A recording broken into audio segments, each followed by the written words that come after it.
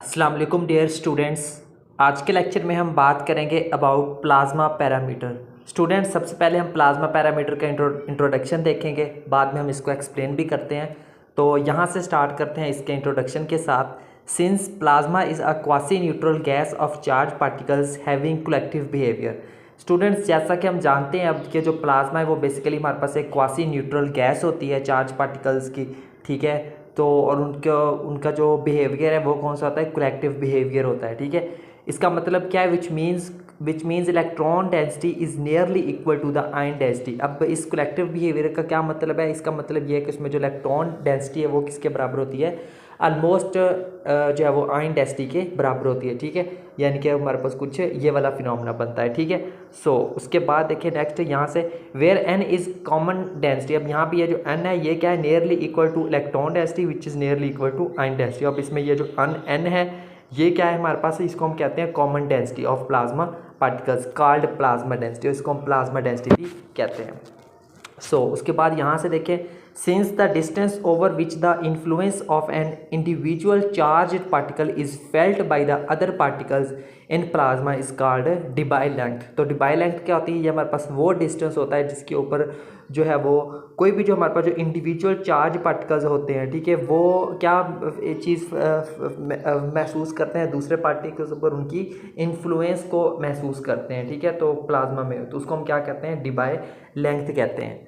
सो आगे है जी हमारे पास यहाँ पे देखें, the sphere having radius equal to Debye length is called Debye sphere. तो डिबाई स्फेयर की डेफिनेशन क्या बनती है, वो स्फेयर जिसका जो रेडियस होता है वो डिबाई लेंथ के इक्वल होता है, उसको हम कहते हैं डिबाई स्फेयर कहते हैं, ठीक है। So the Debye length is given by, अगर हमें डिबाई लेंथ फाइंड करनी हो तो उसको लिए हम ये वाला फार्मूला यूज़ करते हैं, ठीक है। या फिर हम इसको यहाँ पे इसकी ये जो कांस्टेंट आ रहे हैं जैसे एप्सिलॉन नॉट है, के बी टी है, ठीक है, और सॉरी के बी है, और या नीचे हमारे पास जो इलेक्ट्रॉन आ रहा है, ठीक है, इनकी जो वैल्यूज़ पुट करके हम सॉल्व करेंगे तो हमारे पास डिबाई लेंथ क्या निकल के आएगी, ये आ जाएगी, ठीक है। तो इस फार्मूले की वजह से हम इसकी डिबाई लेंथ कैलकुलेट कर सकते हैं।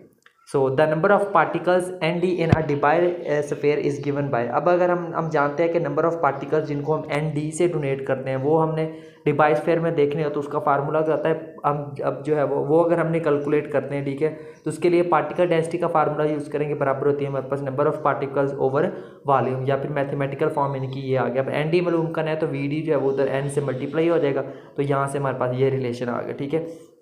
या फिर यहाँ पे वॉल्यूम की जगह पे उसकी वैल्यू पुट करें डिबाई वॉल्यूम, तो वो हमारे पास आ जाएगा एन इंटू 4/3 पाई लैम्डा डी पर क्यू, ठीक है। तो ये आ गया, और यहाँ पे हमारे पास जो एन डी ये है क्या है, इसको हम कहते हैं डिबाई नंबर कहते हैं। तो ये आ गया जिसका फार्मूला आ गया, ठीक है। तो उसके बाद देखिए हम यहाँ पे अब ये जो ब्रैकेट में ये जो हमने टर्म्स लिखी हैं, ठीक है, इसी को थोड़ा सा चेंज करके लिखा है।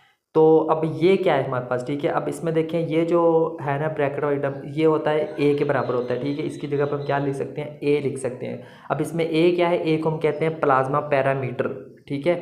और ये किसके बराबर होता है, इसकी डेफिनेशन हमारे पास ये होती है, ठीक है। इसमें ए क्या कहलाता है, यही वो ए है जो प्लाज्मा पैरामीटर होता है। सो आगे देखिए जी, since the Debye number N D and plasma parameter a differ by only a factor of 3। अब हमने यहाँ से अगर कंपैरिजन करें तो हमें पता चलता है कि यहाँ पे जो डिबाई नंबर है और प्लाज्मा पैरामीटर है इनके दरमियान डिफरेंस कितना है, सिर्फ ये जो है वो 1/3 के फैक्टर से एक दूसरे से डिफरेंट है। तो हम क्या करते हैं, जो कि बहुत छोटी वैल्यू है, so the plasma parameter is more frequently and appropriately is called the Debye number. तो हम कह सकते हैं कि जो प्लाज्मा पैरामीटर है वो बेसिकली हमारे पास क्या होता है, डिबाई नंबर ही होता है, ऑलमोस्ट, ठीक है। So hence plasma parameter is written है, तो इस तरह से जो हम प्लाज्मा पैरामीटर को कुछ इस फॉर्म में हम इसको लिख सकते हैं।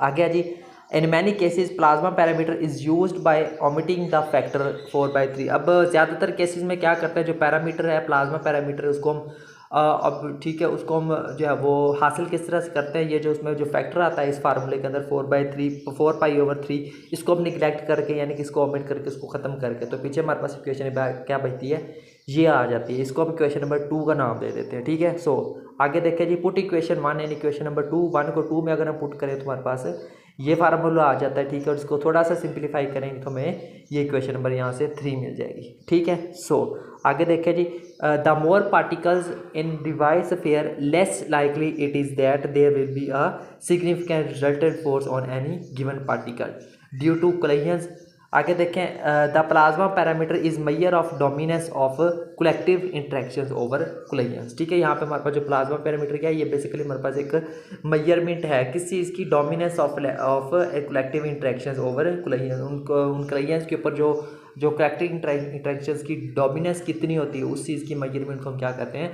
प्लाज्मा पैरामीटर कहते हैं। ठीक है स्टूडेंट, तो यहाँ से देखें मजीद, since the system is called plasma, हम जानते हैं कि जो कोई भी सिस्टम है वो प्लाज्मा कब कहलाता है, अगर हमारे पास जो नंबर ऑफ पार्टिकल्स यानी कि एनडी की वैल्यू क्या होती है, वेरी वेरी ग्रेटर देन 1 होती है। ये कंडीशन हम आगे क्राइटेरिया है कुछ प्लाज्मा के, वहाँ पे भी डिस्कस करेंगे। Hence the system will show collective behaviour, तो यहाँ से हमें पता चलता है कि जो सिस्टम है वो क्या शो करेगा, कलेक्टिव बिहेवियर शो करेगा। So now magnitude of plasma parameter A describe characteristics of plasma S, तो यहाँ पे इसकी कुछ जो है वो प्लाज्मा पैरामीटर के मैग्नीट्यूड के जो है उसकी कुछ करैक्टरिस्टिक को यहाँ पे डिफाइन करता है। ठीक है, तो ये आप मैंने इसको ऐड कर दिया, आप इसको भी देख लेना साथ। तो ठीक है स्टूडेंट, तो ये था हमारा आज का लेक्चर जिसके अंदर हमने जो है वो डिस्कस किया है प्लाज्मा पैरामीटर को। उम्मीद करता हूँ आपको आज का लेक्चर अच्छे से क्लियर हुआ होगा। तो मिलते हैं नेक्स्ट लेक्चर में किसी और टॉपिक के साथ, तब तक के लिए टेक केयर एंड अल्लाह हाफिज़।